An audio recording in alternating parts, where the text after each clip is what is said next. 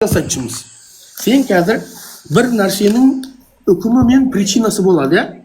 Сол үкімі мен Причинасы болады дегенді қайдан алдың, давай. Дедукцияны мойындадың ғой сен. Дедукция причина болады деп айтады. Тұра тұр, дедукция мен индукцияны мына жұрт түсінбей отырғанша, бұл қарапайым тілмен түсіндіре салайын. Ақылтай, сен дедукцияны мойындап тұрып, қалай сен причинаны білмейсің? Сен причинаны білмей тұрсың ғой сен дедукцияны. Қара енді. Қарасашы енді. Дедукция немен бек, причина немен бекіледі? Қарасашы енді мен түсіндім. Ақылтай, айтшы, причина немен бекіледі? Мынауың ағытылып кетті ғой мынаның тек. Ақылтай. Микрофоныңды жапшы кәні. Жоқ, сен етіп ойнамасаш, сен қашпа, бауырым. Микрофоныңды жабасың ба, жоқ па? Сенің қандайыңды көрсетейін деп жатыр. Тыңдай ғой. Микрофоныңды жабасың ба, жоқ па? Сен дедукция не екенін, причина немен бекітіледі екенін білмейсің ба? Нұржан, микрофонды жабасың ба, жоқ па? Ақылтай, причина немен бекітіледі екенін білмейсің ба? Микрофонды жабасың ба, жоқ па? Не үшін? Сен қашан деп тұрсың ғой? Микрофоныңды жап та, үндемейді күт. Мен саған түсіндіріп берейін. Жоқ, әдемі сөйлесіп отырып қой. Енді тұрсың ғой, енді мен сөйлейін де. Саған айтып отырмын. Сен қазір дедукцияның не екенін білмейсің, причинамен бекітіледі екен, бірақ мен даже сөйлеген жоқ, сен қалай білмейсің деген түсінікті айтасың. Жарайды. Содан кейін мен айта берейін. Егер сен причинамен следствияны бекітсең, мынаның аузын жаппас, микрофонды жаппасаң, мен қалай сөйлеймін? Ойбай, Ақылтай, сен по делу сөйлеп отырсың, араласпай қой. Араласпа, ол қазір араласын деп шығады. Бұл қазір келіп тұрған бала ғой, ол тоқтап. Енді сен микрофоныңды жап, мен саған түсіндірейін. Түсіндір ал. Былай. Эмпирикалық әдісте, мен айттым, тәжірибе болу керек, және оны... Жоқ, Ақылтай, оны емес, дедукция. Жоқ, сен дедукцияның причина екенін түсіндір. Көке, болды, қоя тұршыш, болды ғой, микрофоныңды жап. Ақылтай. Мен саған сабақ өтейін. Дедукцияны түсіндіріп бер, дедукцияны. Айтпайын деп отырмын ғой енді соны. Дедукцияны айт. Причина неге сен білмей отырсың? Қара. Ғылымда индукция мен дедукция бар. Индукция дегеніміз жалқыдан жалпыға қорытынды. Ал не күліп отырсың? Жабасың ба, жаппайсың ба? Одан кейін мен саған оны айтып бергем. Одан кейін мен ChatGPT-ді қарамай айтып бергем да, сен ChatGPT-ді... Мен ChatGPT-ді қарап отқан жоқ, мен вообще жатырым қазір. Не қыл дейсің маған? Қош видеоңды көрейік ал. Қош видеоңды көрейік, ChatGPT-мен қарамай сөйлескеніңді. Жігітше мен де басайын. Нұржан, сен микрофоныңды жабасың ба, жоқ па? Ақылтай істейік. Екеуміз жаңа мойындадық па? Құжат бізде дедукция мен... Мынауың өзі білмейді, еще білгеннің тілін алмайды. Не деген адамсың? Ақылтай, қараш бауырым, екеуміз эмпирик мен дедукцияны құжат ретінде мойындадық па? Енді қазір екеуміз қосайық та микрофонды. Жігітше ChatGPT-ге қарап отырық, қарап отқан жоқ, қосып тұр сөйлесейік. Давай ма? Келсесің ба? Давай.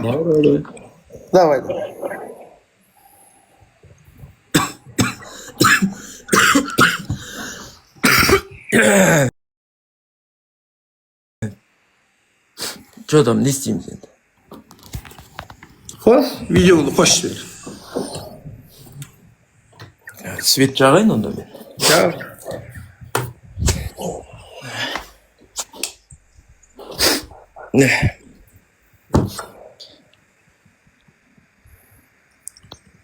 Что там? Болды. Ақылтай бір сұрақ. Әлде жатқанды көрсетейін бе? Жоқ. Тұрында, Ақылтай, дедукцияның шарттарын айтып жіберші. Немененің шарттары? Дедукцияның. Дедукцияны мен индукцияны мен саған қазір түсіндіріп отырмын. Жоқ, шарттар. Дедукцияның шарттары бар. Дедукцияның шарттары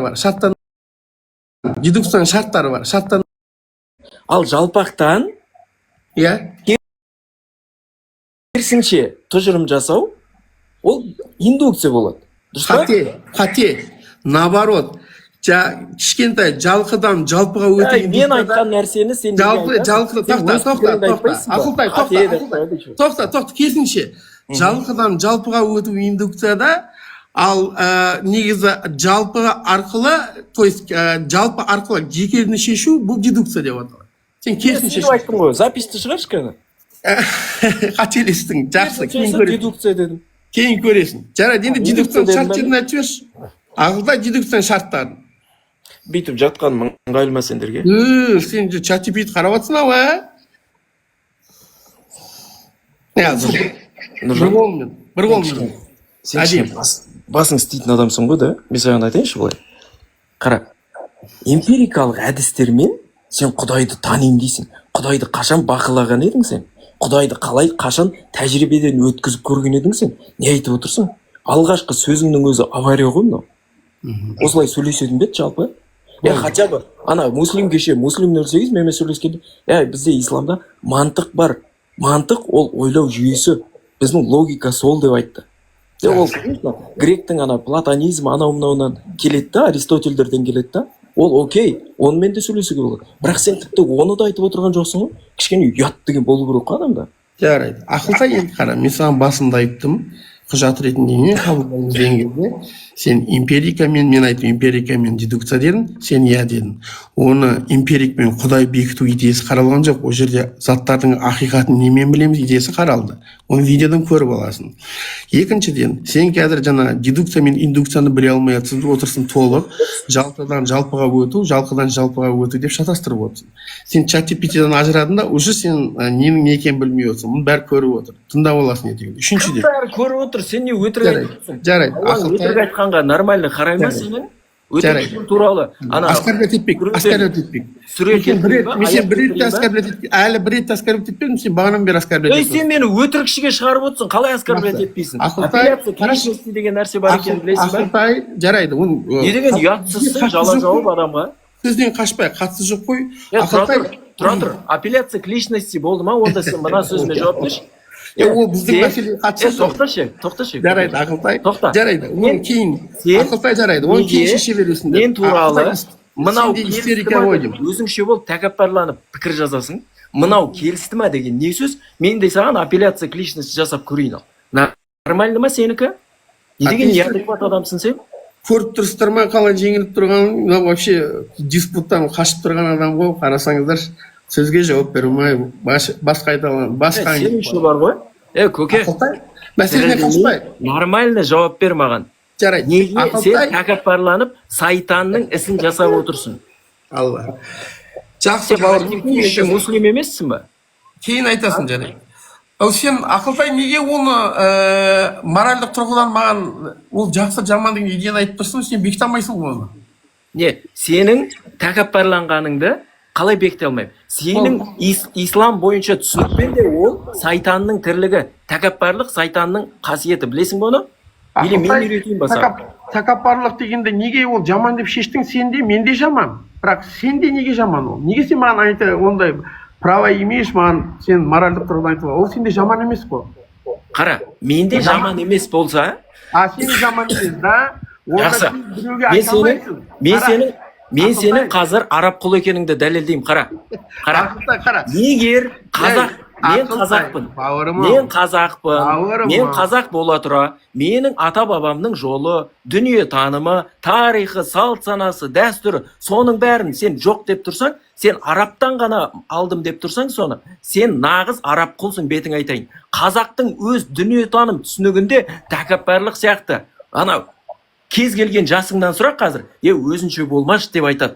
Сен оны түсінбей тұрсың, сен оны қайдан үкім алып тұрсың, сенде тәкаппарлық деген ұғым біздің ислам болмаса жоқ деп тұрсың, сен нағыз араб құлсың, бетің айтайын. Жақсы, Ақылтай енді қарай ғой. Сенің қазаққа апеллировать етіп атқаның, сен қазақта ол жақсы жаман деген идеяны қалай түсініп тұрсың сен? Мен сенің дінің бойынша да саған қойып берем қазір. Ана сайтан басын имеген кезде ол тәкаппарлыққа салынады дейді. Сен сол тәкаппарлықты жасап отырсың. Сен сол дінің бойынша да, қазақ бойынша да ешкім болмай отырсың қазір. Тек қана тәкаппар сайтанның ісін жасап отырған. Ақылтай, сөйлес болсаң болды. Қарай ғой, сенде тәкаппарлық... Атеист ретінде тәкаппарлық неге жаман сенде, соны айтшы ма? Сенде неге жаман? Менде атеизмде ол скептицизм тұрғысынан. Яғни, сен Құдайдың бар екенін айтып келесің маған, мен айтамын, сұрақтар қоям. Және сенің жауаптарың жоқ болғаннан кейін, және мен... Скептицизм деген не бұл? Ақылтай? Скептицизмге құрылған атеистік көзқарас деген сөз бұл.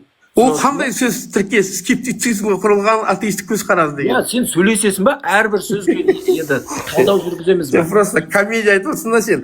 Тәкаппарлық сұрақ. Тәкаппарлық неге жаман? Соны түсіндір сен. Сұраққа жауап бермедің. Просто Мен түсіндірші неге саған жаман? уже 2 рет тәкаппарлықтың 2 тараптан да ислам бойынша да қазақи дүниетаным салт сана бойынша да түсіндіріп Сен бердім. де оны апеллировать етпе сен исламды, қазақты. Ол мен апеллировать етемін. Мен саған айтып тұрмын. Сенде неге? Сонда атеист қазақ емес па сеніңше? Жоқ, сенде неге ол тәкаппарлық? Атеизм доктринасынан сен онда алып кел. Ұлттан ажыратылады. Сен доктрина деген неге білесің ме ақылтай? Айтшы, доктринаны айтшы, чат-GPT қарама. Сенің доктринаң Құраның. Доктрина жоқ, қате. Доктрина деген не? Ол айтшы маған. Менің доктринам, мен қазақ болсам, менің мемлекетімнің конституциясы, менің доктринам. Түсініп отырсың ба? Да ты че. Онда сен қателік. Онда сен доктринаның мағынасын білмей тұрсың. Егер сен доктринаның сол конституция десең, онда доктрина ол менікі де. Бірақ сен доктринаның сөзін түсінбей тұрсың ғой мағынасын. Чат-GPT-ге қарай алмай тұрсың ба? Қазағыңның доктринасын жоққа шығарып тұрсаң, салт сана тарихын жоққа шығарып тұрсаң, ол менікі деп қайбетіп кетесің, мен түсінбеймін. Жарайды. Ақылтай, тәкаппарлық неге жаман түсіндіріп берші? Сенде. Міне, тәкаппарлық деген Иә. жаман қасиет екенін мынадан түсінесің. Сен айтып отырсың да, ойбай біздің ислам бойынша ғана тәкаппарлық деген түсінік бар, сендерде ол жоқ деп. Жоқ, мен айтып тұрған жоқпын. Тәкаппарлық ол жоқ. Мен айтып тұрғаным. Кішіпейілдік деген сөз бар, қара. Ақылтай. Кішіпейілдік деген, мен айтайын дегенде. Жоқ, кішіпейілдік деген жақсы деген, тәкаппарлық жаман деген қалай түсіндірмейді? Қазаққа негізделме. Қалыңды сипап, нервіштете бермеш, мен саған түсіндіріп отырмын. Кішіпейілдік деген адамның жақсы қасиеті, дұрыс па? Ол исламнан келді деп айта алмайсың ғой. Жарайды. Енді ақылтай. Қазақтың өзінде кішіпейілділік жақсы қасиет болса, бірақ өзін ірі сезініп, өзгеден жоғарымын деп тәкаппарлану, ол жаман қасиет. Түсініп отырсың ба осыны? Болды. Сенің негізгі ұстанымың қазаққа сүйену ғой. Қазақ не ұстайды сол дұрыс па? Жоқ, қазақ бүкіл дінді ұстануы мүмкін. Қазақ басқаша көзқарас айтады. Қазақ не ұстайды сол дұрыс па? Жоқ, қазақ бүкіл дінді ұстануы мүмкін. Қазақ басқаша көзқарас айтады дейтіндей. Не айтып отырсың? Қазақты полностью ұстанып тұрсың ба, ұстанбай тұрсың ба, соны айтшы. Қазақ неше түрлі пікір айтады. Сен қайсысын ұстанайын мен? Енді онда сен біреусін ұстап, біреусін ұстанбайсың ба? Қазақтың сен де ұстанбай тұрғанын мен саған дәлелдеп бере аламын. Жоқ, ол причем сөзден қашпаш, ақылтай. Ақылтай, қашпа, бауырым. Мен саған түсіндіріп берем. Микрофоныңды жабасың ба сен? Микрофоныңды жабасың ба сен? Микрофоныңды жабасың ба сен? Қазақ болатын болса, қазақты ұстанасың ба? Микрофоныңды жабасың ба деймін, мен саған қазақ емес екеніңді түсіндірейін. Ашынған ба? Ақылтай, сен ұстанасың ба қазақты? Айтшы. Ұстанам ғой. Сен ұстанбайсың. Болды, все. Қазақ ұстанасың. Енді қара. Сенің идеяңда қазақ деген түсінік ненің негізінде пайда болады? Бұрынғы ғалымдарымыздың негізінде ма? Пайда болады. Бұрынғы ғалымдарымыздың негізінде ма? Пайда болады. Бұрынғы ғалымдарымыздың негізінде ма? Жолы ма? Стандарт. Иә? Қара, қазақ. Иә? Қара, қазақ деген түсінік ұлттық мифология, мәдениетің, өркениетің, тарих, салт сана болмысыңмен қосылып, сол идеологияның ұстанушысы ретінде ұсталасың. Түсініп отырсың ба? Болды. Так, демек сен қазір қанша 5 причина алып келдің ба? 5 причина? 6. Демек, 5 причина, иә? Осы 5-еу 6 жарайды. Осы 6-ауы қазақ болу үшін болу керек па? Иә. Болды. Егер сен қазір маған демек айтып тұрсың ғой, тәкаппарлық бұл осы 6-аудың негізінде орын алып тұр деп. Не дейсің, құрсын, не айтып отырсың? Тәкаппарлықтың дұрыс, жақсы, жаманды қазақтан алдым деп тұрсың ғой. Дұрыс қой, тәжірибеден, салт сана деп айтып отырмын ғой, соның ішінде бар ғой. Болды. Егер осы 6 нәрсеге, қазақ деген түсінік сен 6 нәрсеге тұрады деп тұрсың ғой. Дұрыс па? Иә. Ол бірінші сен мифологиясы дедің, иә? Одан кейін не дедің? Дәстүрі дедің. Одан кейін не дедің? Ұлттық мифология емес, мифология ол сенің Құраның. Жақсы. Міне, бір. Ұлттық миф. Сана сезім. Сана сезім, иә, сана сезім деген қалай түсініп бересің сен? Болмыс. Сана сезімге қалай түсініп бересің? Не ол сана сезім? Болмыс. Мен кіммін деген, табиғаттағы орным қандай деген, мына тылсым дүниеге танысуға, оны танып білуге деген ұмтылысың. Қазақты қалай таныған? Болды. Набор букв қой мынау. Жақсы. Үшіншісі не? Болмыс. Болмыс деген не ол? Саған тән, қазаққа тән, идентикалық элементтерің. Соңын төртінші не? Сен мынау не қуып отырсың? Тарих. Тарихтен. Бесінші? Дәстүр. Дәстүр. Алтыншы? Не дедім? Иә? Әдет ғұрып. Жоқ, дәстүр дедім ғой. Жоқ, дәстүрге кіргізбейміз. Дәстүр мен әдет ғұрыптың айырмашылығы неде? Бірақ оны сұрамасам да болады. Но екеуі сен алқалы дедің, дәстүр мен әдет ғұрып дедің. Не айырмашылығы? Қазір мен саған түсіндіріп берейін. ChatGPT кірме, иә? Сен алдыңды көрсетші, бұрақ. Мен былай қойып қойын. Сен де көрсетіп жібер алдыңды. Алдыңды көрсетіп жібер, Ақылтай. Көрсетіп жібер алдыңды. Не көресің? Жоқ, ас жағы көрсет, стол жақты көрсет, столды. Дәрі, не керек саған? Болды. Жынды болмашы. Ақылтай, дәстүр мен ғұрыптың айырмашылығы неде? Қара. Мен саған қазақтың дәстүрі мен әдет ғұрпын түсіндіріп берейін. Не айырмашылығы бар екенін айтамын қазір. Қара, аузың ашылып қалмасын, қара. Қазақтың дәстүрінің ішінде біз айтамыз, озығы бар, тозығы бар деп, бірақ оның ішінде озығы бар және тозығы жеткенде бар ма? Бар ғой. Демек, ұстанған нысаның, әдетің, ол қайталанатын іс және ғұрпың, сонымен қайталанған, жалғасқан түсініктер сенің өзіңнің ұлт ретіндегі позицияңды айшықтайтын түсінік. Енді ал дәстүр деген нәрсе соның бір заманда өзекті болып, бір заманда керек болмауы, немесе оның аршылып жетілуі. Көрдің? Сен нысандағы затпен оны қабылдаудың өзектілігінің арқасында пайда болатын түсініктерді шатастырма. Болды. Енді қара, мен саған айтайын, сенде дәстүр демек қазір бір заманда өзекті, бір заманда өзекті болмайды ғой. Дұрыс па? Иә? Иә. Болды. Енді сен қазір 6 нәрсеге сылатып түсірсің қазақтың несін, болмысын шығаруда. Оның біреусі дәстүр. Дәстүр бірақ сенің ойынша өзгеріп отырады екен. Кейде ол өзекті болады, өзекті болмайды. Демек, қандай да бір жылдары тәкаппарлық өзекті болмаса, сен үшін ол дұрыс емес болып қала ма? Жоқ, бұл Құрандағыдай нәрсе емес. Біз тәжірибені алдық. Тұра тұр, көке. Сен тәжірибені алдық, одан кейін ол біз үшін статикалық тұрғыда болады да. Статикалық тұрғыда болады. Ойбай, Ақылтай қарай ғой. Сен кішкене адамсың, күлесің бай, истерит етесің бай, түріне қарап отырмын. Жарайды. Ақылтай, дәстүр өзгереді дедің ғой. Енді мен саған қазақтықтың не екенін айтып бердім ба? Енді мен саған сұрақ қойайын. Жоқ, сен алты нәрсе дедің ғой. Дәстүр дедің, иә? Тұр болды. Дәстүр өзгере ма? Жоқ, Ақылтай қара. Осы тақырыптан кетпейміз. Осы тақырыптан кетпе деймін. Осы тақырыптан қашпаймыз қайда. Көріп тұрған шығарсыңдар да Ақылтайларыңның қандай екені. Тоқта, қашпа. Сен әдір 6 нәрсеге бекітеді дедің қазақ, иә? Біріншіден, ол 6 нәрсені кім айтты соған бекітеді деп маған дәлел әкеліп берші, өйткені құжатты біз бағана эмпирика мен және дедукция дедік. Екіншіден, сен дәстүрді оның ішінде оның ішінде дәстүр сен өзгеріп отырады. Егер сен қазір өзгеріп отыратын болатын болса, қандай да бір заманда тәкаппарлық жасама. Мен қазір саған сұрақтар қоям, одан кейін барып жалғастырамыз. Жарай ма, Нұржан, олай болмайды. Ақылтай қашпа. Олай болмайды.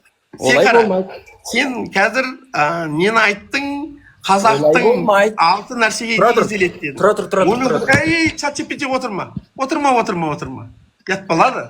Бай отыр. Анақ отырсаңызшы. ChatGPT отырма. Епті кедік, міне. Қойдым бе, қолым талып кетті, қуасың ба? толық көрсетсек толық. Толық көрсетсек. Сендердің бар ғой осы өркениет әлемінің жетістіктеріне, игіліктеріне, мына Google, чат GPT, интернет дегендерге қарсылықтарың, прям өшпенділіктерің оянып тұрады екен. Ұялмайсыңдар ма кішкене? Жақсы. Ақылтай, алтын нәрсеге негізделемін сенің ғой. Енді дәстүр өзгеретін болатын болса. Енді қара, мен саған сұрақ қоямын. Қара, сұрақ қоямын. Сөзіңнен қашпа. Сұрақ қоямын.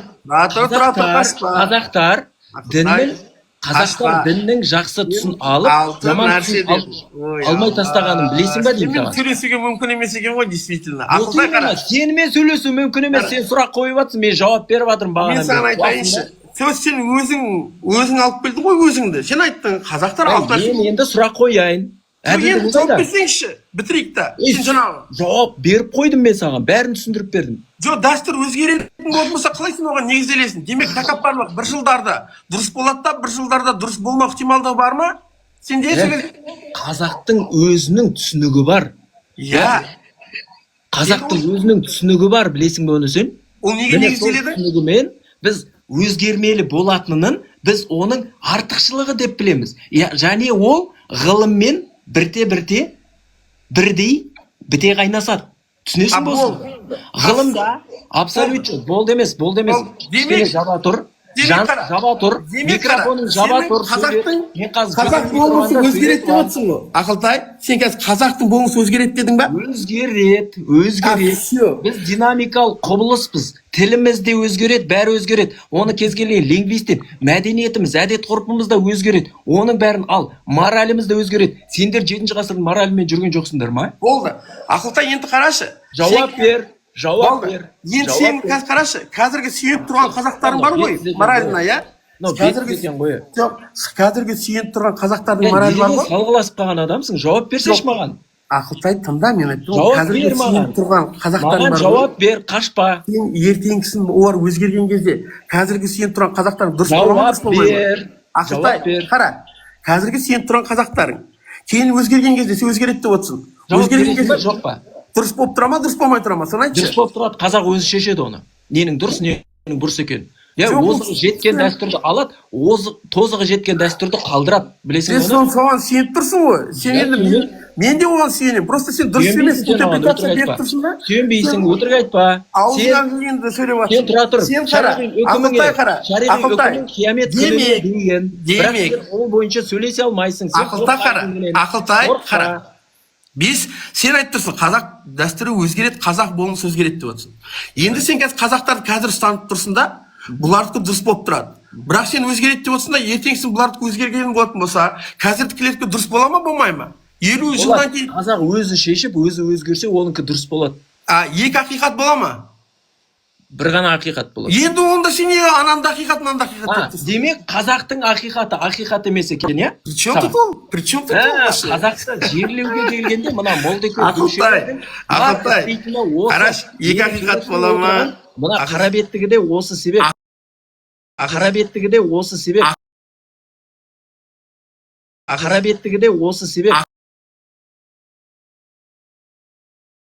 Бола ма? Ақиқат екеу болмайды, біреу болады. Енді қара, сен қазіргі қазақтарға сеніп отырсаң, тәкаппарлықты дұрыс емес десе, ол қазақтар өзгеріп отырады десең сенің ойынша, бұл менің емес. Менің қазақтарда ол дәстүр өзгермейді. Енді сен өзгеретін болатын болса, онда болатын болса, ертеңгісін тәкаппарлық дұрыс емес десе, қазіргілер дұрыс па, дұрыс емес па?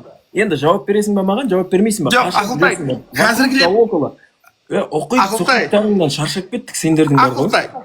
Ақылтай, қазіргі қазақтар дұрыс па, дұрыс емес па? Сонда дәстүрдің озығы бар, тозығы бар дегенді айтқан қазақтардікі дұрыс емес па сеніңше? Жоқ, просто сенің сөзіңде қазақ туралы не деп жаман сөз айтатыныңды көрейік. Сенің сөзіңде конфликт бар. Мен саған айтып тұрмын.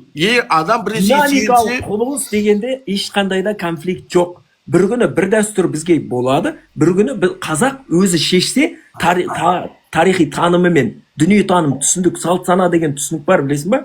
Сонымен ол тозығы жетті десе, оны қабылдамай кетеді. Болды, енді демек. Сенің ойында қазір қараш. Тұра тұр. Сен ұсталмау үшін, кім Ақылтай? Ұсталмау үшін, менің сұрағыма неге жауап бермей отырсың? Жоқ, Ақылтай, тыңдашы. Сен қазір қазақтарға сүйенем дедің. Кәні, Менің сұрағыма жауап беріп жатырмын. Түйдім Давай. дедің Сен бе? әділ болам дедің ғой. Жоқ, Давай, жоқ. микрофонды жап та, менің Әділ, ол сұрағымды қазір тыңдап, давай. араласып отқан жоқ. Әділдігің Әділ, болсын. әділ. Сен Ақылтай, эфирден тыңда. кетемін, тиктоктан кетемін деген Ақылтай, адамсың. тыңдай ғой. Муслим, давай. Бауырым-ау, Ақылтай Муслим, тыңда. давай, Қашпа. Қашсаң, онда қашқын Үндемеймін, боласың. Муслим. Ертеңгісін қашқан болып есептелесің, қашсаң, Ақылтай. Қарай бай. Муслим, үндемеймін. Сен қазір қазақтарға сүйенемін дедің, иә? Қазақтарға айттың, ненің дұрыс емес екен, мен қазақтардың дәстүрінен аламын дедім. Бажылдай бере ма, Муслим? Мен тұрдым айттым, иә, қазақтардікінен алатын болдым Бажылдай бере ма? Енді қазақтар не ол дедім, сен маған алты нәрсе дедің. Оның ішінде дәстүр дедің, дәстүр өзгерте береді дедің. Бірақ оның ішінде сен дәстүрді айтпағансың басында. Ну жарайды. Неге айтпадым? Кірдің да, жоқ, сен алты басқа нәрсе айттың. Басқа. То есть дәстүрді айтқан шығарсың, бірақ сенің алтауың кейінгі алтауымен конфликтіге шығып кетті. Оны көресің. Енді мен саған айтып жатырмын, қара. Ақылтай. Муслим, кәніки, өзгерт ал. Менің Ақылтай, сұрақ қара. қоюыма мүмкіндік беріп, әділдік жаса. Ақылтай. Ақылтай, қара. Мен саған айтып отырмын. Сен қазір қазақтарға ненің жақсы, ненің жаман екенінде сүйенемін дедің, иә? Оны мен де сүйенемін. Бірақ енді сен тұрдың да айттың. Қашсаң, сен ертеңгісін бәрі қашқан деп есептейді. Енді сен айттың. Ол қазақ. Менің айтуым бойынша ешкім есептемейді. Очнись, ау, көке, очнись. Жарайды. Мен саған сұрақ қойып отырмын. Бол, ашыланба. Ақылтай, енді қара. Қазақтар неге жет ата дәстүрін ұстанып, оған высшая мера наказание жасаған дейсің ба? Қазақтарға сүйенем десең, қазақтардың қазір тәкаппарлық дегенді қазақтардан дұрыс еместігін алып тұрмын десең, бірақ ол қазақтар ертеңгісін дәстүр қашпа, Ақылтай, қашсаң ертеңгісін ят болайын деп тұр. Ақылтай, қашсаң ят болайын деп тұр. Содан кейін чат-GPT-іңді қосып жатсың ба? Енді қазақтарға сүйенем дедің ба? Ауыш болып қалғансың ба? Қазақтарға сүйенем дегеннен кейін жоқ, мына жағын көрсетсе, сен көрсете берме. Алдыңда. Тұрмай жатыр да, соған қойып отыр. Болды, қоя. Не болды? Не болды? Енді қара. Ауыш екеніңді дәлелдедің ба? Ауыш болып қалғансың ба? Бол, сөйле бассаң. Ақылтай қарай ғой. Аймақтарыңды қойсаңдаршы, қарап етсің. Сен қазақтарға сүйенем дедің ба? Қазақ бірақ өзгереді дейсің. Енді маған жауап берші, Ақылтай. Қазақтар жет ата дәстүрін неге ұстанған? Ал неге Құдай инбридингке рұқсат берген? Тыңда, сөйтте жауап бер. Тыңдай ғой. Сен маған бірінші өзіңнің позицияңнан жаңа түсіндіріп бер. Қазақтарға ұстанам. Мен уже оны талқылап тастадым. Кеттік одан. Жет ата дәстүрі қазақта жеті жарғысында тұрғанын білейсің ғой. Жамбыл Артықбаев жинаған.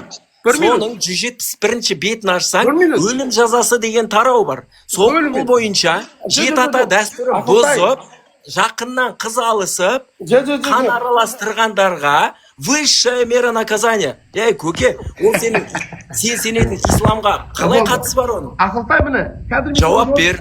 Бол, жауап берем. Бірақ сен осы позицияны бітіріп тәйші, сен просто мен қателестім деп бойында мен өте саламын ғой. Жаңағы сен Құдай бар деп мойындаймын дедің ғой. Тура сол сияқты мына жерде қателестім деп. Құдай бар деп мойындаймын дедім ба мен? Бағана айттың ғой сен, иә, Құдай бар деп мойындаймын дедім. Мынандай болып қалған. Жарайды, оны көресің. Басың стима жалпы, не айтып отырсың? Ақылтай қарашы, мынаны бітіре салайықшы. Нұржан, мен сені нормальный адаммен сөйлесіп отырмын деп отырмын мына жерде. Сен эмпирикалық әдіспен Құдайыңды танимын деп қудың. Одан кейін индукциямен дедукцияны түсіндір десем, лағып кеттің. Мені чат-GPT-ді қолдандың дедің, ауырып атқан, цветті өшіріп қойып жатқан адамды. Одан кейін, үшіншіден, мен саған қазақтың не екенін, неден құралатынын айтып бердім. Соның аралы қайдан шығатынын, оның дәстүрінің озығы бар, тозығы бар екенін айтып бердім. Не айтып тұрсың сен маған қазір? Енді мен саған түсіндіріп тұрмын да. Енді менің сұрағыма жауап бер. Жоқ, сенікі дұрыс емес деп тұрмын да.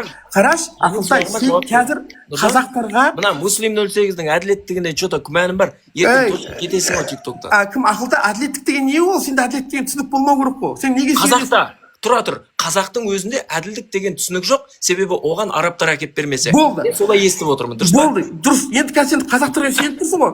Бірақ ертеңгісін мына әділеттікті қазақтар 200 жылдан кейін 100 жылдан кейін әділеттік емес десе. Араб құлсың. Егер қазақтардың өзінде әділдік деген түсінік болмаса, оған арабтар әкеп берсе, және сен соны дұрыс деп отырсаң, сен араб құлсың. Ақылтай, қарашы, енді сен қазір әділеттікті мағыналы, сен қазақтарға сүйеніп тұрмын деп тұрсың. Мен болды деп тұрмын. Әдемі. Енді қара. Бірақ сол сен қазір ғана иә дедің сен. Қазір ғана иә дедің. енді Әдебиет қазақтарға ұғымын қазаққа арабтар әкеп беріпті.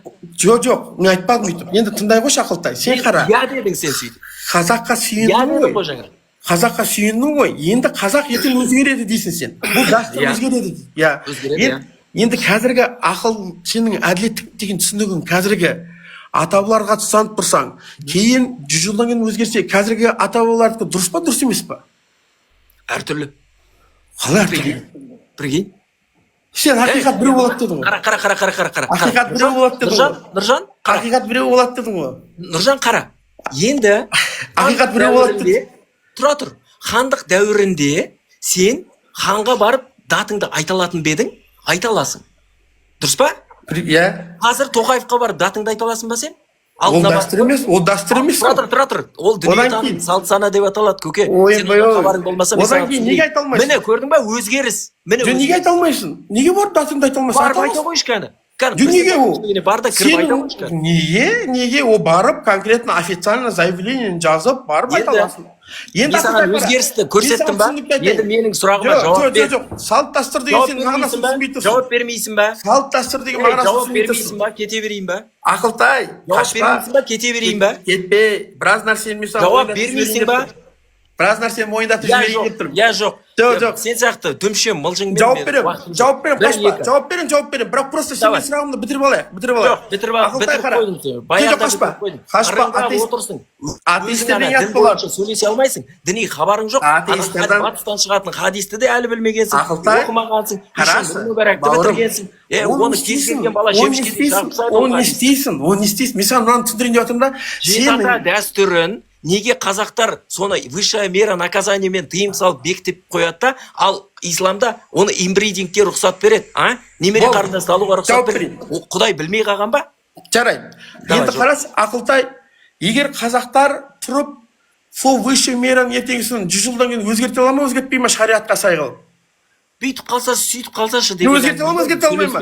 Дүмшелер өздері өзгере ма, өзгермей ма? Өзгере бола ма, болмай ма? Өзгере ма, өзгермей ма? Егер сен маған жауап бересің ба, жоқ па? Не жауап беріп тұр ғой. Енді қара, болды, Жамбыл Жабаев айтты. Высшая мера наказания деді. Бұл қазақтардың негізгі дәстүріне сүйенген. Енді мен айтып тұрмын. Сен дәстүр өзгереді дедің. 100 жылдан кейін Жамбыл Жабаев айтты дейді. Сен сөйтіп естіп қалдың да, мен сен Жамбыл Жабаевтың кітабында тұр дедің. Бірақ жарайды. Енді ол қазақтардың салт дәстүрінде болатын болса, салт дәстүр өзгереді дедің, иә? Енді қарашы, Ақылтай. Әй, көке, білімсіз мен саған айтайын. Жамбыл Жабаев емес. Не айтып отырғанымды түсінші. 7 жарғы бар. 7 жарғыны қазіргі үлгісін Жамбыл Артықбаев деген этнограф, тарихшы ғалым жинастырған дедім. Сен Жамбыл Жабаев деп не қуып отырсың қазір? Болды. Ақылтай қара, енді демек 7 жарғыдағыдай қазір заңдар ертеңгісін 500 жылдан кейін шариғатқа сай өзгерсе, ол дұрыс па, дұрыс емес па? Өзгере ме, өзгермей? Я, сен тұрсың ғой, сен айтып тұрсың ғой, дәстүр өзгереді деп. Я, демек, бұл дәстүрден болатын болса, ол өзгеру ықтималдығы бар ғой ертеңгісін? Бар ғой. Болды. Енді ол шариғатқа сай өзгеріп қалса, онда дұрыс бола ма, дұрыс болмай ма ол? Сендер соны құртып атсаңдар, конечно, өзгереді. Біздің жас ұрпақтың имбридингпен, ана немере қарындасыңды ала бер, ал соны жыныс қатынасқа түсе бер десең, сол болады сенде. Ақылтай, тыңдашы бауырым. Ертеңгісін бұл 7 жарғы сұрағына жауап берейін. Мына 7 жарғыдағы дәстүрге сүйенген заңдар. Ертеңгісін бір 700 жылдан кейін жауап бересің бе? Жауап беріп жатырмын ғой. Соншалықты топассың ба, сұраққа жауап бере алмайтын? Қарашы. Маған сұрақ қоймай жауап бер. Мен саған сұрақ қойған жоқпын. Енді мен саған айтып тұрмын ғой, бұл негізі дұрыс болып есептелінеді, шариғаттікі неге? Өйткені ертеңгісін дәстүрдің өзгеру ықтималдығы бар, сен өзгереді дедің, ал онда шариғатқа сай келетін болса, онда сенің ойыңша да бұл онда дұрыс болып есептелінеді. Онда имбридинг дұрыс па не сен үшін? Не қуып отырсың? Енді ол ертеңгісін дәстүр өзгеру мүмкін ба? Ғылыммен бекітіп алдық емес па біз? Ғылымда да дәлелденді ғой ол. Неше түрлі ауру таралатын генетикалық уровеньде білесің бе оны сен? Ақылтай, дәстүр өзгеру мүмкін ба? Тұра тұршы, мен сенің құндылығыңды что-то түсінбедім. Сен маған мынаған жауап бер. Сен немере қарындасыңды аласың ба? ертеңгісін дәстүр өзгеруі Аласың ба мүмкін деймін немере қарындасың? Дәстүр өзгеруі мүмкін Немере ба? қарындасыңды аласың ба дедім. Қарашы, дәстүр өзгеруі мүмкін ба? Немере қарындасыңды аласың ба? Ертеңгісін, қарашы, Ақылтай, ертеңгісін Мен мынаған 1000 рет айттым. Дәстүр Немере- өзгеруі мүмкін, ол динамикалық құбылыс. Қазақтың өзі айтады, дәстүрдің озығы бар, тозығы бар деп. Болды. Ал сен әлі сұрап отырсың соны. Енді қара. Маған жауап бер. Маған Енді жауап жауап бер. бер. Аласың ба немере қарындасыңды? болды. Ақылтай, ертеңгісінде дәстүрдің өзгеру ықтималды тұратын болса, сен айтқандай, немересі қарындасын алуға келіп қалу ықтималдығы бар ма, жоқ па? Жоқ.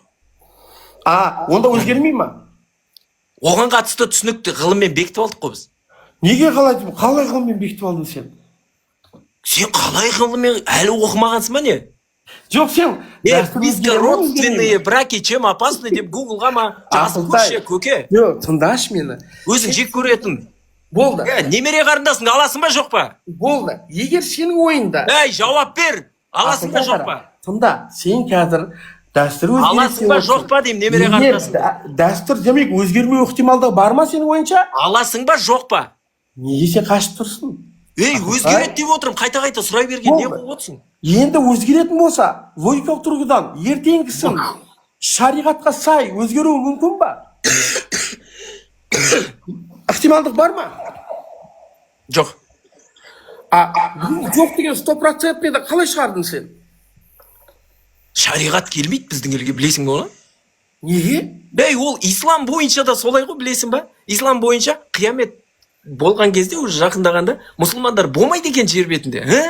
Неге қашып жатсың? Мен саған айтып отырмын.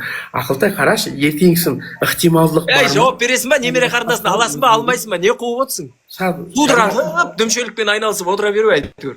Анарлары толысқан, тырсылдап тұрады, 40 жыл бойы жыныстық қатынаспен түсесің деген әңгімені тыңдағанда бәле дейсің. Маған сұраққа жауап бер енді. Мен мынаны түсіндірейін деп жатырмын ба, Ақылтай, қара. Егер біз айла хукм дейді, следствие причина. Аласың ба жоқ па? Аласың ба жоқ па? Немере қарындасыңды. Бір нәрсені деп бекітсең, немере қарындасыңды аласың ба жоқ па деп отырсың. бір нәрсеге бекітсең, Ақылтай, мен саған үйретіп жатырмын. Онда ол причинасы... Сен маған үйрететін адам емессің. Сенің моралің маған қайшы, білесің бе оны? Аласың ба немере қарындасыңды? Ақылтай, сенің моралің қазаққа жауап бер. Бір сұраққа жауап берген жоқ. Мына дүмше бір сұраққа жауап бере алмайды ғой. Сен қашу құлығыңды мен білемін. Мен сен қашып айтырмын. Сұрақ қойып отырмын. Сен сұрақтан қашып отырсың өзің. Жоқ, сен маған мынаны айтып берейші. Ертеңгісін жауап бер. өзгеретін болса, немере қарындасыңды аласың ба? Алмайсың ба? Мен сені көрем әлі, немере қарындасыңды аласың ба, алмайсың ба? Міне қара, әдемі тұр. Жауап берейін. Ақылтай, еркекке еркектің түрі әдемі екенін айту енді мен үшін білмеймін. Мен сен балаң айтпайсың ба әдемісің деп? Ол мен балам ғой. Еркек дейсің ба не? Сен балаңды еркек дейсің ба не? Әкең айтпайсың ба? Айтшы еркек деп. Мен әкеме түрі әдемі екенін айтпаймын. Неге айтуым керек? Сен әкеңе түрің әдемі екен деп айтып жүрсің ба не? Айтамын мен әкеме. Әке әдемісіз не болды? Қандай проблема? Неге сен айтпайсың? Көлденең көк аттық айтып отырғаныңды білесің ба? Просто не себеп оны айтпауға? Енді сен менің сұрағыма жауап бер, қашпа. Нұржан, тайкюге қашпа дегенде бәле дейсің, мен бір сұрағымнан қашып отырсың ғой. Немере қарындасыңды аласың ба, жоқ па? Ақылтай қара. 33 сүре, 50-ші аят. Вам дозволены деп келеді. Сен оны алуға рұқсат деп тұр, саған халал деп тұр. Сен аласың ба, жоқ па? Болды. Ақылтай, сұрағына жауап берем, қазір үндемей отыр. Егер жағдай солай болып тұрса, және салт дәстүр ертеңгісін сол шариғатты өзгереді деп айттың, өзгеріп келсе, саған ол дұрыс па, сен аласың ба, алмайсың ба? Саған қазақтың салт дәстүр соған өзгеріп келсе. Аласың ба, алмайсың? Сен жауап бердің ба? Алсайшы. Сен жауап бердің ба? Айта қойшы кәні. Бұл саған, сол бұл айтып, бұл саған сұрақ, сен жауап беріп, қателесіп қашып мен ұстап алайын. Почему-то қателеспей жатсың сен. Жоқ, қателесіп. Жауап бер, немере қарындасыңды аласың ба, жоқ па? Ақылтай, мен саған айтып тұрмын. Немере қарындасыңды аласың ба, жоқ па? Шариғатпен ертеңгісін дәстүр сәйкес немере қарындасыңды аласың ба, жоқ па? Сен айтқандай, онда саған дәстүр дұрыс па, дұрыс емес па? Немере қарындасыңды аласың ба, жоқ па? Ақылтай сұрақ. Қазақтың дәстүрі өзгереді. Сен өзгеретін болса, немере қарындасты алуға болады десе. Аласың ба, алмайсың ба? Дәстүр. Дәстүр динамикалық құбылыс. Қазақ оны тозығы жетті десе, ол дәстүрден бас тарта алады. Болды. Енді демек, Шариғатың бойынша сен немере қарындасыңды ала аласың ба, жоқ па? Енді қара. Жеті ата қазір иә, дәстүр болып тұр. Сен өзгереді дейсің де, ертеңгісін 2 жылдан кейін өзгерсе, немере қарындасын аламыз десе, сен оны құптайсың ба, құптамайсың ба? Немере ей, сен топыс болып қалғансың ба? Сұрақпен жауап бере ме екен? Дәстүрді алмайсың ба? Сұраққа жауап бергенді білесің ба, сен қалай жауап Дәстүрді беретінін? алмайсың. Ақылтай, дәстүрді аласың ба? Сен маған жауап бермесең, мен саған не үшін жауап беруім керек? Дәстүрді аласың ба, алмайсың ба? Неге осылай дүмше болып отырасың? Немере қарындасыңды аласың ба, алмайсың ба? Дәстүр. Біз қазақтар оны өзіміз шешеміз. Болды. Давай, саған жауап бердің ба? Енді маған жауап бересің ба, жоқ па? Жауап жоқ па? Мен саған айтып тұрмын ғой. Лайлы суға отырдың ба, көтеншегіңмен? Болдың ба? Жеткен жерің осы болды ма? Ақылтай. Енді сен өзің ерте халық көреді ғой қалай қашқаныңды. Аласың ба немере қарындасыңды, жоқ па? Сен қашып отырсың ғой. Ақылтай, сен тағдыр, дәстүрге негізделемін дедің. Енді мен сен сұрап отырмын. Дәстүр ертеңсін ықтималдық бар ма? Сөйтіп қалса деп шешпейміз біз оны. Сен сияқты ана философия қуып ойнап отырмаймыз. Біз нақтысын аламыз, тәжірибеден көрдік, дұрыс екен, осыны аламыз. Анадан көрдік, тәжірибеден қыз қууымыз, қыз алып қашу. Дұрыс емес дәстүр екен. Гуманизмді сәл жат, қыздың құқығы тапталады екен. Біз алмаймыз оны. Көрдің ба? Осылай өзгеріп отырамыз. Ал сен не қыл деп отырсың? Айта ғой маған, немере қарындасты аласың ба, алмайсың ба? Қызды алып қашу дәстүрін сен аласың ба, алмайсың ба? Мен алмаймын. Немере қарындасты аласың ба, алмайсың ба? Неге алмайсың? Дәстүр ғой. Мынау жауап бермейді ғой. Неге алмайсың? Мен айтайын, иди в жопу тогда. Дәстүр қашпа. Либо қазір мен саған уақыт беремін. 22:00 болды, 22:01-ге дейін жауап бермесең, 22:02-де немере қарындасты аламын, алмаймын деп айтпайтын болсаң, мен сені аламын. Қашпа. Сен егер дәстүрді мойындасаң, уақытың кетіп жатыр. Бол, қара. Дәстүрді мойындасаң, неге сен бір дәстүрді аламын, алмаймын дейсің да? Неге бір дәстүрді аламын, алмаймын дейсің? Бұл бір. Аламыз, потому что қазақтар біреуін алады, біреуін алмайды, өзі біледі оны. Бол. Ондай болатын болса, сен дәстүрге негізделін деп айта алмайсың. 22:00 болды, кетті. Ақылтай түсіндірейін, иә, тыңдай тұр. 1 минут уақыт берем. Егер жауап бермесең, шыға салам. Өйткені қара, Ақылтай, егер сен бір нәрсені базар ретінде алатын болса, оны бірде алып, бірде алмау деген логикаға қайшы. Өйткені сен оның авторитетін... Қайшы кім айтты оны? Өйткені сен оның негізгі дұрыс еместі ажырататын авторитет ретінде... Қазір 22:00 болады, дәстәс деймін саған. Қашпа. 22:00 болады, дәстәс деймін. Бір нәрсені сен... Немере қарындасыңды аласың ба, алмайсың ба? Давай. Жақсы мен жаманды ажырататын... Немере қарындасты аласың ба, алмайсың ба? Авторитет ретінде мойындасаң, онда сен қашуға болмайды. Немере қарындасты аласың ба, алмайсың ба? Давай. Сен қандай... Сен неге қашып тұрсың? Қашпа. Немере қарындасты аласың ба, алмайсың ба? Қашсаң, ертеңгісін... Немере қарындасыңды аласың ба, алмайсың ба? Қашсаң, ертеңгісін бәріне белгілі қашқаның. Мен қайта өткенде қашпа. Немере қарындасты аласың ба, алмайсың ба? 22:01. Қара. Ақылтай, мен саған аласың, алмайсың, давай. Ақылтай жанау, мен саған сұрақ қояйын. Сен егер дәстүрді мынау ма айтып жүрген имамдарыңыз бір әңгіме айтама десем, мынау не қырты болды? Авторитет ретінде мойындайтын болсаң,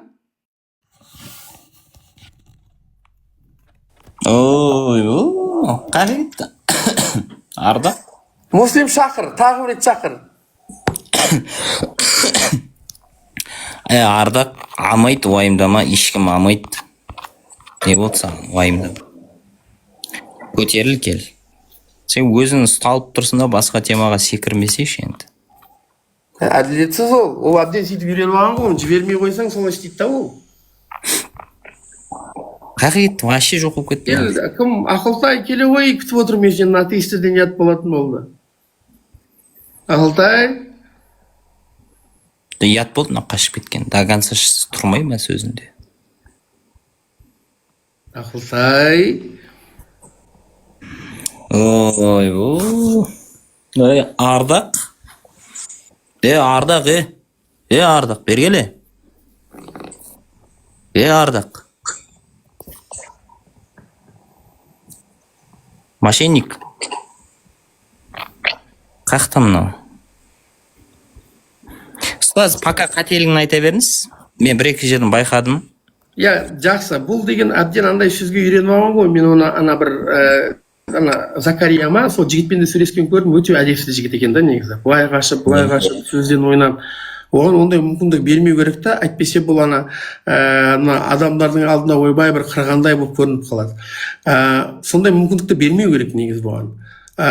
Бұл сталынып тұр да, қашып тұр. Сталынып тұрған позициясы неде? Біріншіден, бұл барып өзінің жақсы мен жаманды ажырату авторитетін барып қазаққа тіреді. Жақсы, қазаққа тіреуде проблема жоқ, бірақ өз қателесті. Қазақ 6 нәрседен композициядан тұрады дейді. Бұл қалайдан шыққан композиция? Бұл ой сана және болмыс идеясы дейді. Бұл оған қалай ереже бере алады ол? Ол вообще просто аузына келген бір ақылды болып көрінетін ретінде айтты да, мен білдім шатасып отқанын. Содан кейін тұрдым да қайтадан сұрадым әдейі. Ол екіншісіне тұрып айтып келіп, дәстүрді қосты да, енді салт дәстүрмен, одан кейін ғұрыпты айтқаннан кейін мен екеуінің қандай айырмашылығы бар десем, ол тұрып дәстүр өзгереді, өзгермейді, анау өзгермейді деп тағы шатасты. Енді осылай, енді сен қазаққа авторитетіңізді, жақсы жаманды ажырататын рөлді беретін болсаң, онда ол сенің өзгермеу керек та. Неге? Өйткені өзі бір ақиқат екенін мойындап тұр. Егер қазіргі ата-бабаларды ұстанып тұратын болса, мысалы ол қандай позицияны алды, нені алды ол? Қыз алып қашу ма? Немені мәселені қарастырды тәкаппарлық жаман деп. Енді ол өзі айтып тұр, өзгереді дәстүр дейді. Сіңіме айттым, мен ертеңгісін 500 жылдан кейін, 200 жылдан кейін тәкаппарлық дұрыс болу идеясына тұрып ықтималдығы бар ма десем, бар дейді. Ал енді, демек, қазіргі сен ұстанып тұрған ата-бабаларының ана тәкаппарлық жаман дегені, ертеңгісін 100 жылдан кейін өзгеру ықтималдығы тұратын болса, ондай болатын болса, қазіргі аталардың айтқан сөзі дұрыс емес. Енді демек, сен қазір мына аталардың дұрыстан шығармай, мына аталардың дұрысқа шығарып тұрсың да. Ал егер ондай болатын болса, екеуі де дұрыс дейсің, не болмаса біреуі дұрыс емес дейсің. Ол сөздерінің біреусіне шылатсетті. Бұл логиканы біліп тұрған бала емес вообще. Бұл просто бәдік айтыс дейді ғой.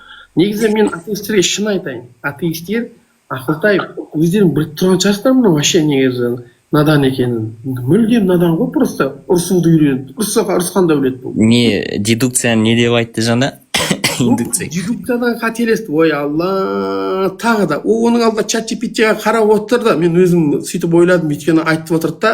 Соң ChatGPT-де қойшы телефонды. Енді айтшы деп едім, тура наоборот айтып берді да. Ол бірақ оның алдында дұрыс айтқан. Сөйтіп тұрды, наоборот айтып жіберді. Енді атеист кішкене ақылыңды қосатын болсаң, көріп тұрсың ғой. Мен просто оның дәрежесіне түстім да, оған сөз бермедім. Болды.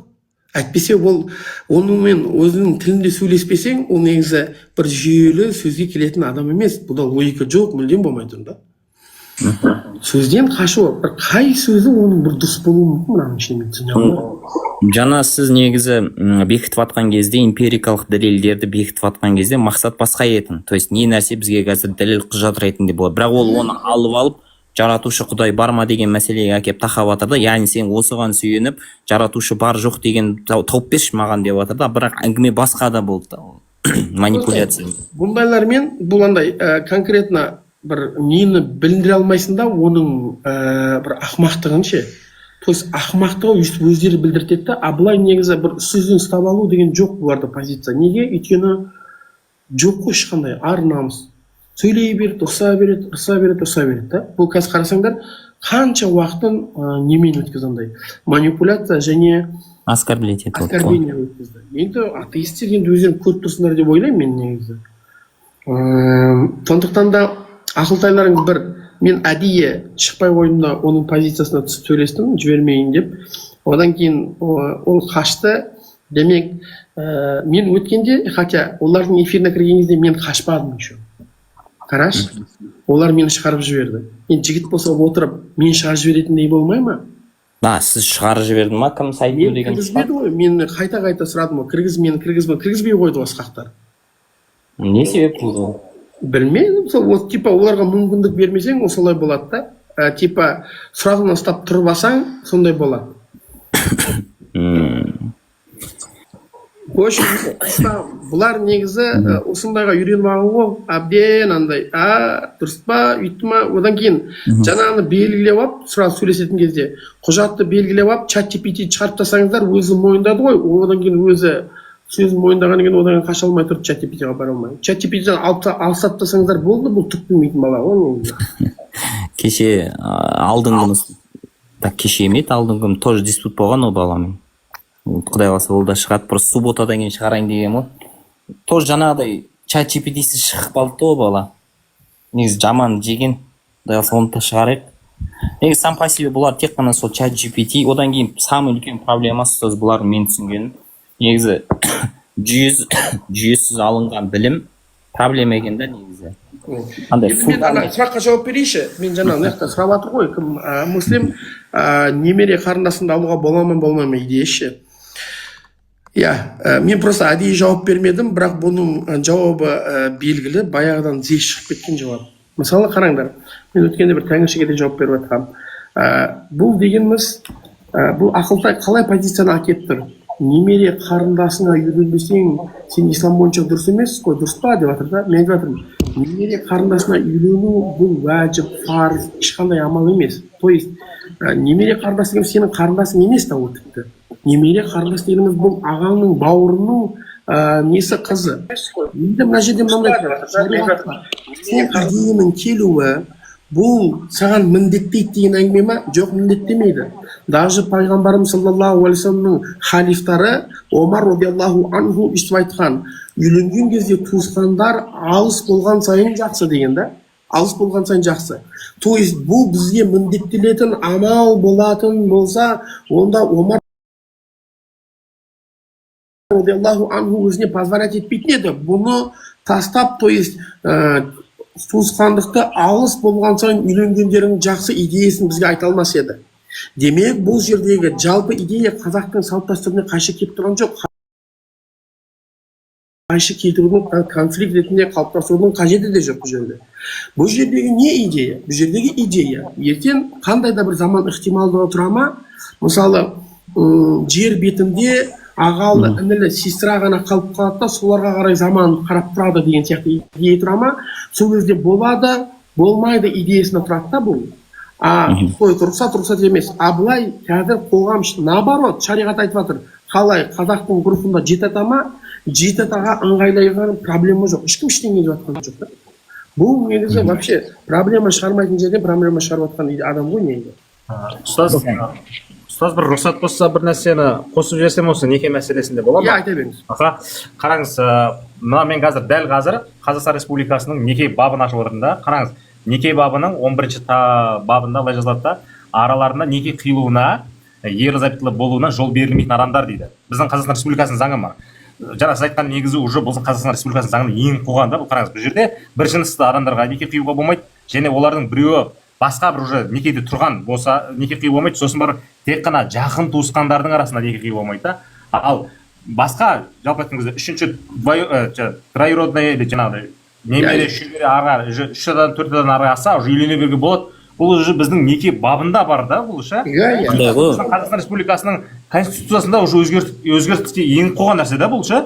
Біз енді мынаны қазір мынау конституция дұрыс емес деп болмаса әлемдегі жалпы айтқан кезде 3-ші или 4-ші атадан үйленіп жатқан бүкіл халықтардың барлықтарының сендердікі дұрыс емес, сендердің істеп жатқандарың аморален деп айта алмаймыз ғой біз. Біз қазақтың дәстүрімен жүрмейсіңдер, сендердікі таза оңбағандық деп айта алмаймыз ғой біз. Біздің дәстүрімізге сенбейді екен деп біреуді біз үйтіп айыптауымызға хақымыз жоқ. Даже тіпті біздің қазіргі Қазақстан Республикасының неке бабының өзінде де жақын туысқандардың жаңағыдай бір-біріне неке үйлене беруге рұқсат бар да ол. Ол уже заңға енгізіп қойған да біздіңше. Өйткені бізде Қазақстанда 130-дан астам ұлт бар. Оның тек қана бір ғана ұлт, яғни қазақ ұлты ғана жаңағы 7 атадан қыз алыспайды, қалған бәрі алысады. Сол үшін біздің Қазақстан Республикасының конституциясында бар да бұл нәрсе ше. Енді қара, мой бос қара. Бұл жерде ол қазір апеллировать етті, ол дұрыс емес идеясын қаяқтан аласың десем, ол бірінші конституцияда деді, одан кейін қазақтан аламын деді, иә? Енді қазақтағы идеясы тұрып, ол 7 ата деп тұрса, конституциядағы идеясы ол болады деп тұрса, бұл қайсысын ұстанады деген вопрос туындайды. Ассалаумағалейкум, мен қосып кетсем бола ма осы сөзіңізге ше толықтырып? Конституциядан алам ана-мына деп тұр да, егер біздің заңға адамдарды бейберекет өлтіруге болады деп енгізсе, оны да ала ма бұлар? Сондықтан да бұл айттым ғой, бұл негізі жақсы жаманда авторитетті біреуге беру, который ол вообще абстрактный явление. Жоқ қой негізгі бір түсінік конкретно. То есть өзгермелі нәрсеге жақсы жаман идеясын шығаратынды